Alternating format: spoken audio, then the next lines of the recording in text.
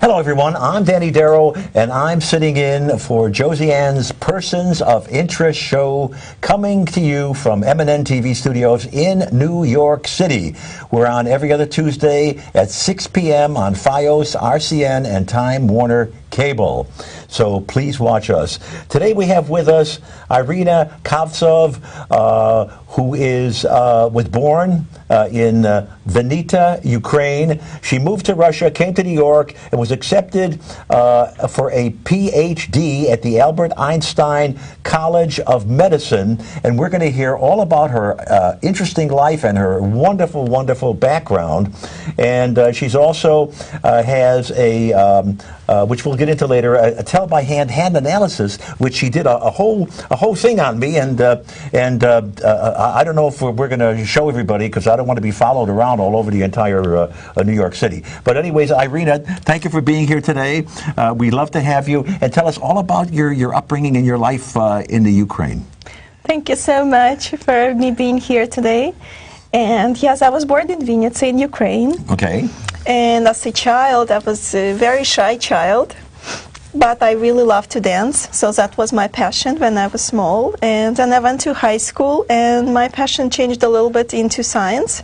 So I was more science-oriented math. Okay. But I continued dancing, and I was performing on stage. I loved it, but then I graduated from high school. I moved to Moscow. I went to Moscow University, and I was doing math major.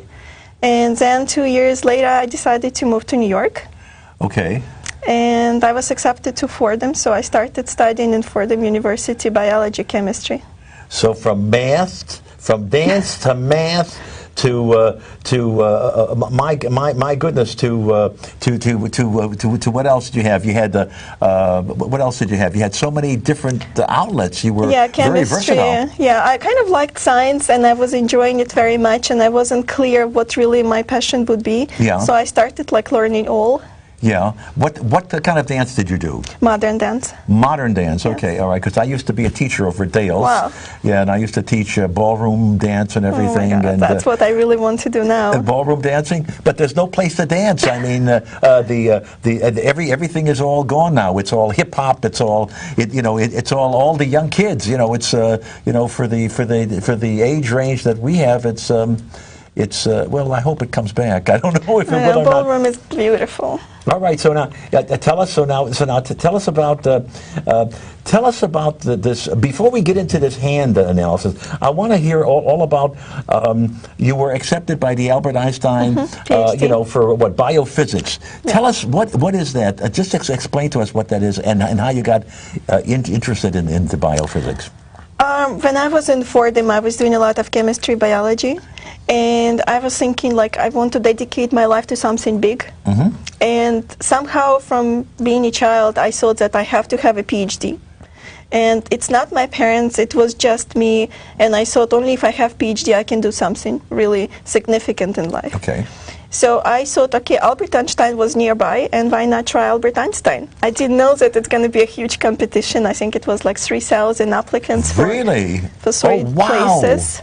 Okay. And I didn't know that it's so many, otherwise I might have been scared and not even try. But I got accepted, and I was really happy, and I started studying there.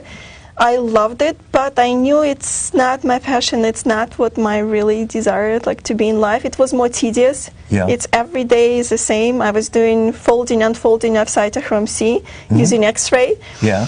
And one day I had it was very interesting because the turnaround was a dream. Yeah. I had probably the most significant dream in my life. Isn't that wonderful? Isn't that wonderful? In biophysics, yes. And you beat out the 3,000 people. Yes. To get into this, and then at the end you decided it wasn't for you and you wanted to do something else. Yeah, after about 3.5, 4 years, I thought that I probably want to do more computers, because while I was doing the PhD, I still had to learn computers a lot because I was doing 3D modeling, so I had to learn software. Yeah, all right. And that's how I got into programming. Okay, all right. And then in about 3.5, 4 years, I decided I'm going to be looking for a different career. Yeah. And I started looking for a job, and I almost got the interview within a few months, and I got a few offers, and I accepted. Yeah, and you're still there. And I'm still there. Isn't that wonderful?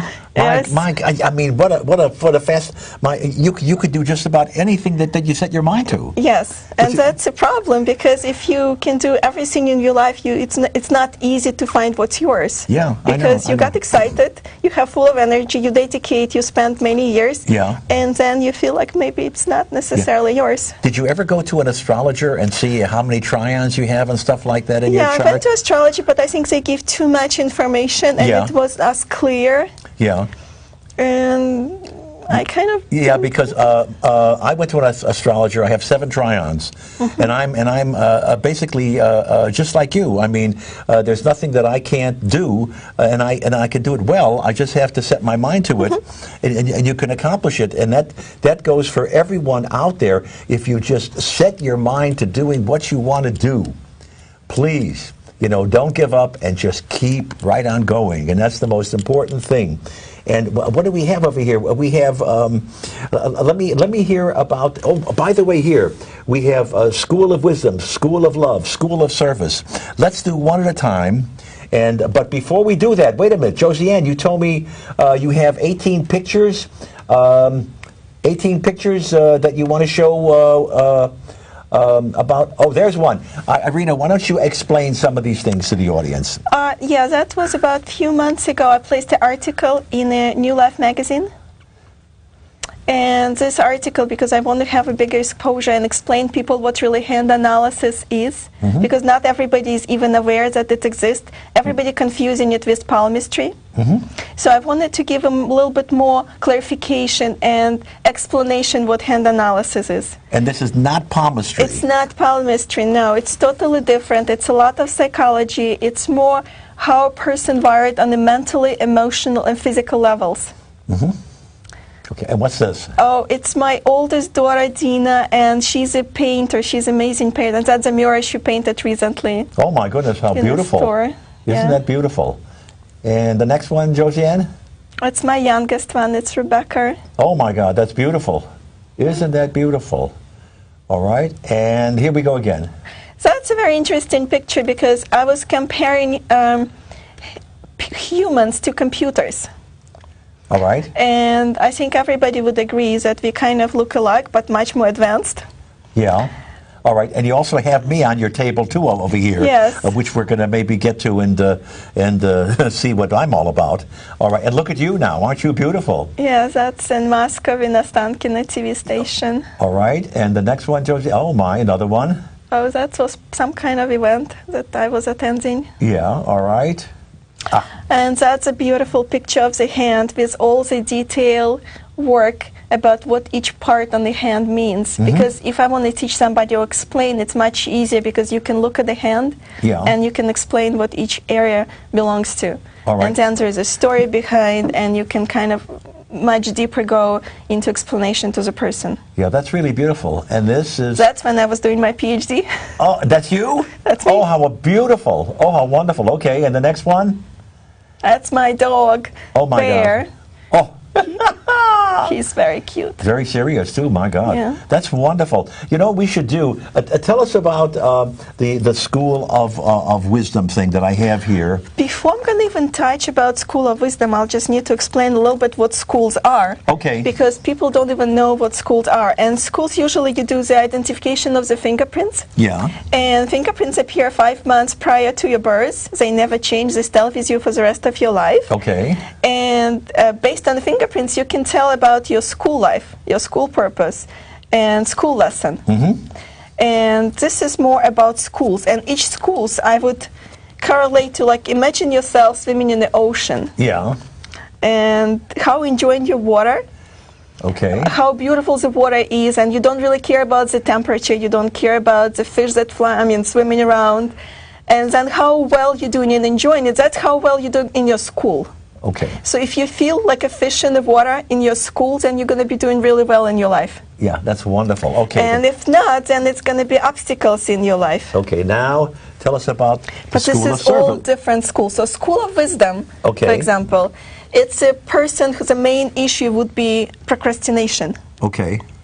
It's one of the main issues. Okay, they're not. They're not pushing themselves fast enough. Yes. Yeah, yeah. And how about the school of service? Service. It means that people's gonna be willing and wanting to help other people. Yeah. They're born to help, really. Yeah. It's all about service. It's all about working with other people and helping other people. Yeah. And then here we got. What about School of Love? It's a very emotional people. Who feels a lot and sometimes don't display it, and they have all different issues on emotional level. And that's wonderful. And this is what you teach. And this is what I teach. And there is another school. There is School of Peace. And School of Peace. Peace. It means a person not at peace. Yeah. And usually they love yoga, they love exercise, dancing, nature, animals, something that puts them at peace. Yeah. And those busy, trying to be busy 24/7, and sometimes it's not easy because they try not to think about what they need to think. Yeah. And they're trying to avoid it by being in somebody else's movie. Okay, my goodness. Now, why don't we show the audience what you did with my hands? I want to see how do we start with the right hand, the left hand? I usually look at both. Yeah. Okay. But I do the prints and I also do the fingerprints. And the fingerprints is right here. Okay. Now tell the audience exactly, how you do this. The first step is I need to take the prints. I put the ink on the hand. And let's show everybody exactly what this is, and turn it around so they can see it. All right. And believe it or not, those are my hands. Okay. So that's step one. Now, where do we go with step two? With the step two, I need to take the fingerprints and then identify each fingerprint. And then I can, based on that, I can put the school lesson and life purpose for the person. Yeah. And that information that will never change in your life. It will always stays with you. But it's a lot of information that you can use to work, and that's information that really can open you up in life. All right, so, how do we start this? We start with the small finger, we start with the thumb, we start with the middle finger. How do you do this? It depends what you're looking for. If I'm looking at the hand and not looking at the fingerprints, I'm looking at the areas that's probably the most significant in your hand, which might be something totally different in another person. It's the areas that may be too small or too big. Or too flashy, or too red, or too white, or too long. And it's a lot of different components. So I'm looking at the hand, for example, and I know that this particular finger, which is a polar, is very long. So I know you have to be very artistic. Oh, so in other words, the middle finger is... No, not the middle finger is Saturn. What? This one is a polar. Oh, it's the one from the end. Yes. So this is the one that says you're artistic? Artistic, yes. All right, and what are the other fingers to tell us? The Mercury, it's all about communication, it's business. Yeah, but the small finger is communication and business. Communication and business, yes. And this is the artistic finger, the next one? It's creativity, it's all about what person wants to do in the creative world. All right, and what about the middle finger? The middle finger is more about science, it's about more being black and white because it's all about Saturn, Saturnian energy. And what about this is leadership, power leadership. Power and leadership, and what does the thumb do? It's how you present yourself in the world. Oh, okay. All right. But each finger has its own parts. Has its own parts. Because it's separated into 3 different parts. All right, tell us about the 3 different parts. I'd like to know that. This is a communication part, but this part, it's very interesting because when you look at that, you compare it to all other parts. Yeah. And if you see, if this part, for example, the largest one, it's called a popcorn machine of ideas. It means that person's going to be incredible of generating ideas. It's like generator of ideas. Okay, and that's the small finger, right? It's the small finger. I'd like to show that to the audience. And in other words, this part, the small finger, is what's called the popcorn. Yep. Okay. And tell us once again, Irina, what this is. It means a person's going to be creating a lot of different ideas. All right. All right, and that's the first section, or is it? It's the first section, yes. The second, the middle section is negotiation skills. Yeah, and okay. And what about the third section? The third section is a yin and yang energy. Yeah, all right. And now we go. Now, is there anything underneath this, or we just have to go to the fingers? No, just right now we can go to the fingers a little bit. I don't think we need to go through all of them. But the major parts is probably because there's too many parts on the hand Okay. to cover. All right. So can you tell us a little bit about the other fingers? Yes, definitely. Okay, this is a critic's eyes, the top zone. It means a person who is very critical. For example, you can look at anything and know immediately that something is wrong and you want to fix it. Okay. But then the person concentrates too much on that area and he forgets about the big picture. I see.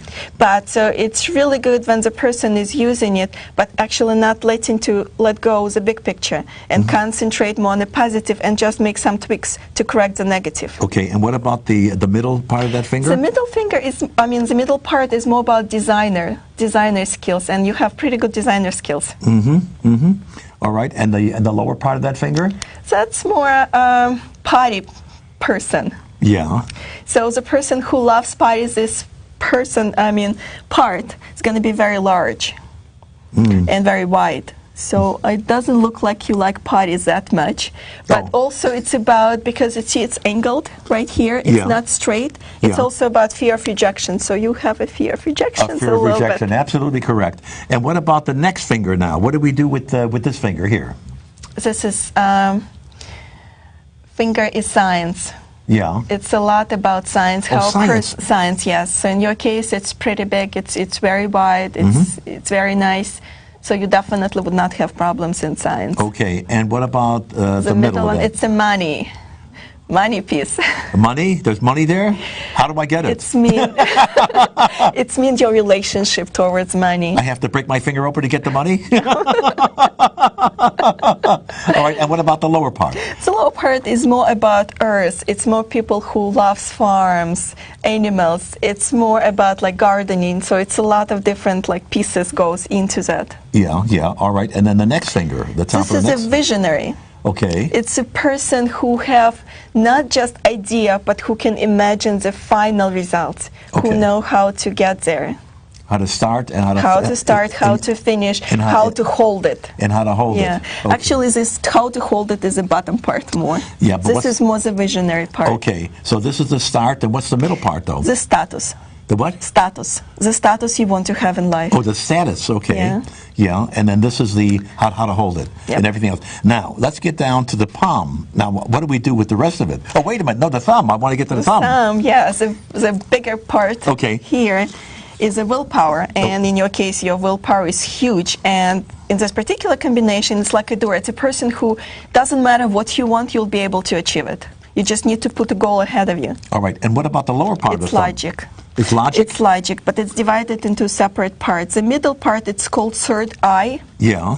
And it's also decision making. For example, you have a little bit few horizontals. It means it's not that easy for you to make a decision. Yeah, I have to think about it for a while. Yeah. Yeah, and then I like to sleep on it all the time and then decide, But it's also because you have an air hand.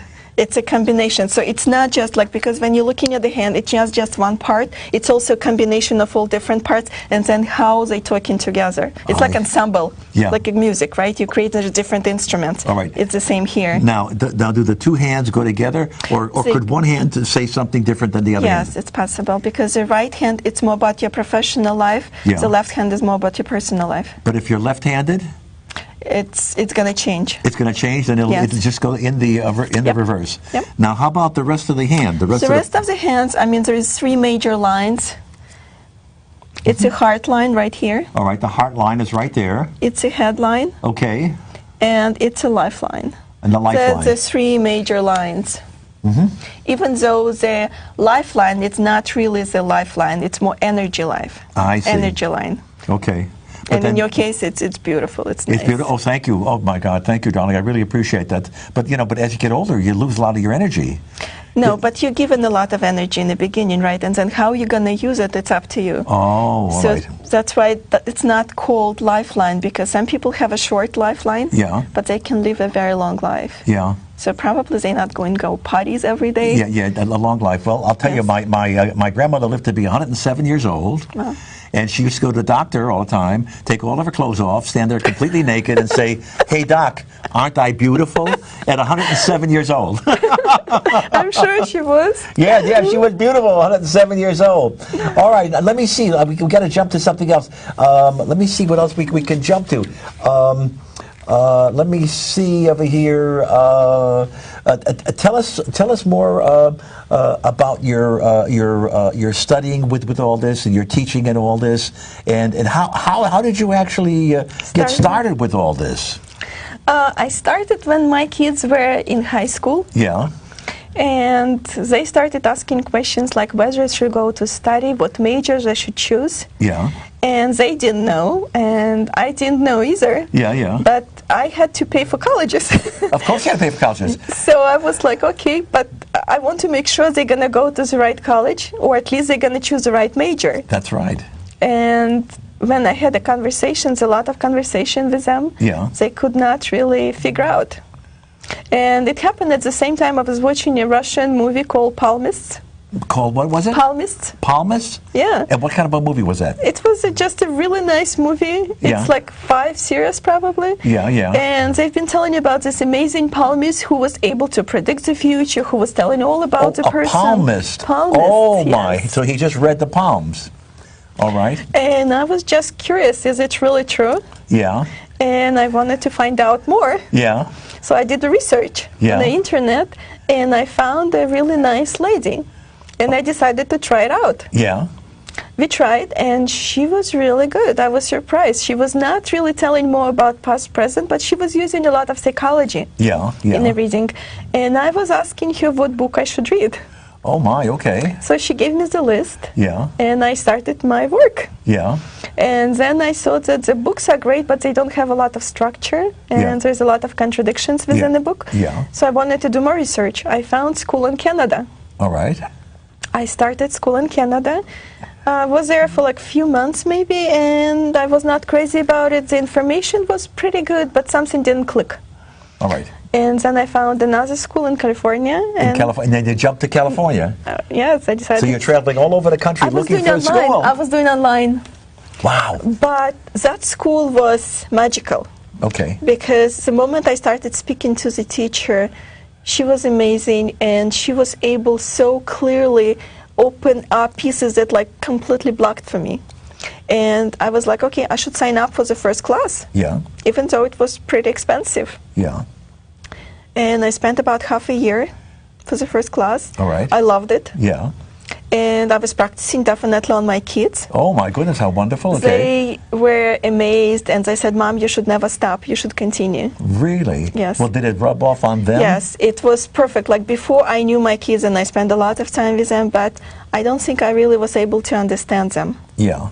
And only when I started learning hand analysis, I couldn't understand how and the way they mentally wired, and why they're making certain decisions in life, and how their thinking pattern is working. Yeah. And they're very different. Yeah, they're different, that's right. And it was so helpful, then I wanted to learn it more about myself as well. Good. And then opens me up, because I learned pieces about me that were like very deep inside that I didn't want to touch. That you did not want to touch? No. Wow, you didn't want to come out? I didn't. Oh my goodness, so what else? What else happened? And then after 6 months, there was a question, should I continue, should I not? Because the second class was really expensive, and it was a year-long class. Yeah.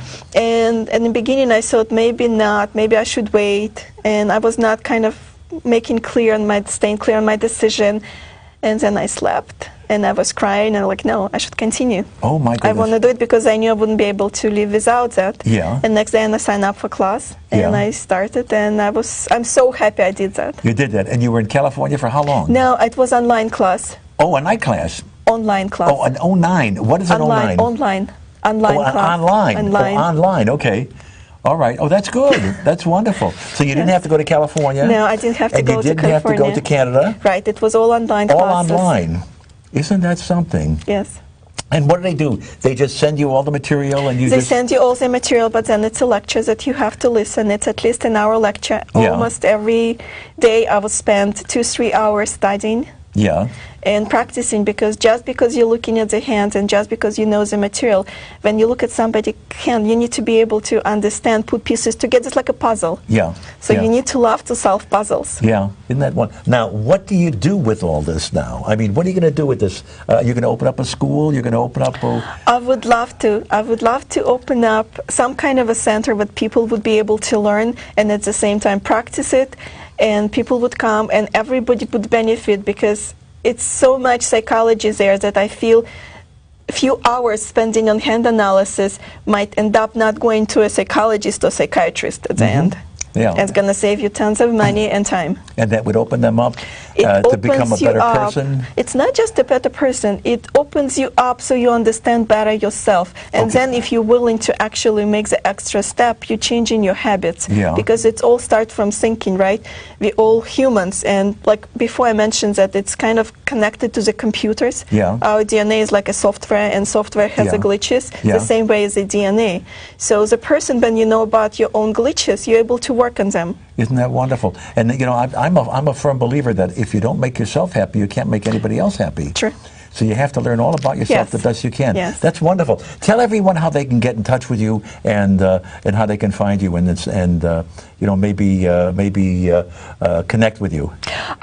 Definitely. I have a website. It's www.tellbyhand.com, and you're more than welcome to come and look at the website, look at the pages, get more information, and if you're interested, give me a call.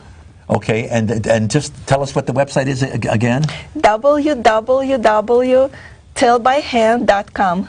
www.tellbyhand.com. All right, and now when they call you, what is going to happen? Then you're going to get in touch with them? I set up an appointment, and I usually work in Westchester and in Queens. Yeah. And sometimes in Manhattan. All right. And so I'm trying to be flexible. Good. And you're going to try to teach them? Yes, I'm teaching. I'm not just giving information, but also I'm teaching them how to handle stuff and how to use their hands, because I'm telling exactly where the information is in the hand. So if they don't remember something, they look in the hand and it pops up, and they can use their hands to kind of be the pusher. Yeah. Now, how long did it take you to do all this? It takes at least an hour, maximum 2 hours. I'm trying to be like hour and a half, and it's a lot of information, and I record all the information. Oh, and then I send the recording, because this information is going to be valuable for the rest of your life. Isn't that wonderful? That's really wonderful. And ladies and gentlemen, I want to thank you very, very much for watching Josiane's show, Persons of Interest, coming to you once again from the MNN TV studios in New York City, and we're on every other night. And every other Tuesday at 6 p.m. on Fios, RCN, and Time Warner Cable. So we're going to have another show right after this with Irina. Irina, you're wonderful. Thank you so much for coming on the show. And sit here and don't move, because we're going to have another one very soon. I will. And I'm Danny Darrow. And please watch the Persons of Interest, and you'll see some very fascinating guests and some wonderful, wonderful stories. Thank you.